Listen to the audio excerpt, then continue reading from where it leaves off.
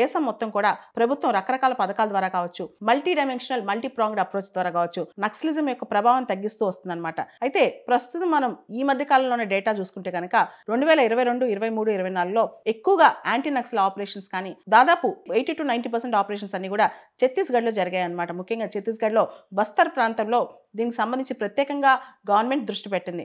ఏ పథకాల ద్వారా, ఏ స్కీమ్స్ ద్వారా, ఎలాంటి అప్రోచ్ ద్వారా నక్సలిజంని మనం పూర్తిగా తగ్గించుకోగలుగుతున్నాం. ఇదే గవర్నమెంట్ పిఐబిలో ఒక రిపోర్ట్ రిలీజ్ చేసింది అనమాట 2 రోజుల క్రితం. దీనిలో స్పెషల్ పాయింట్స్ ఒకసారి కనుక చూస్తే మనం aspirational districts programme, ministry of home affairs వాళ్ళు ఆస్పిరేషనల్ డిస్ట్రిక్ట్స్ ప్రోగ్రామ్ ద్వారా 35 left wing extremism affected districts ని టార్గెట్ చేసి వాటిని డెవలప్మెంట్ చేసి మానిటర్ చేశారు. తర్వాత ఏదైతే జిల్లాల్లో ఎక్కువ చాలా నక్సల్ ప్రభావిత ప్రాంతాలు ఉన్నాయో వాటిని ఫినాన్షియల్ ఇంక్లూజన్ చేసుకుంటూ ముందుకు తీసుకెళ్తున్నారనమాట.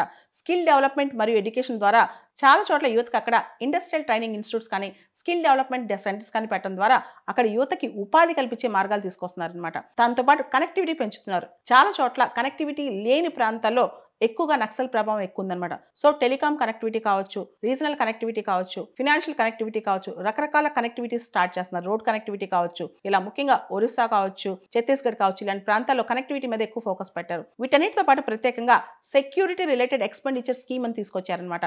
తర్వాత special central assistance for most left wing extremist affected districts అని చెప్పి ప్రత్యేకంగా 2015 నుంచి కూడా స్పెషల్ సెంట్రల్ అసిస్టెన్స్ ఇస్తున్నారు ఈ జిల్లాలకి. అండ్ స్పెషల్ ఇన్ఫ్రాస్ట్రక్చర్ ప్రోగ్రామ్, అక్కడ మౌలిక వసతుల కోసం పోలీస్ ఫోర్సెస్ మోడర్నైజ్ చేయడం, ఫోర్టిఫికేషన్ ఆఫ్ పోలీస్ స్టేషన్స్, ఇవన్నీ కూడా యాక్షన్ పెట్టారనమాట. దాంతోపాటు citizens involvement, civic action programme అని చెప్పి పౌరులను కూడా ఈ యాంటీ నక్సల్ యాక్టివిటీస్ లో ఇన్వాల్వ్ చేయడం, ఇవన్నీ తీసుకొస్తూ ఓవరాల్ గా ఆపరేషన్ కగార్ ద్వారా పూర్తి స్థాయిలో నక్సలిజం అంతం చేద్దామని చెప్పి మార్చి 31, 2026 డెడ్ లైన్ పెట్టుకుని గవర్నమెంట్ ముందుకు సాగుతుందన్నమాట.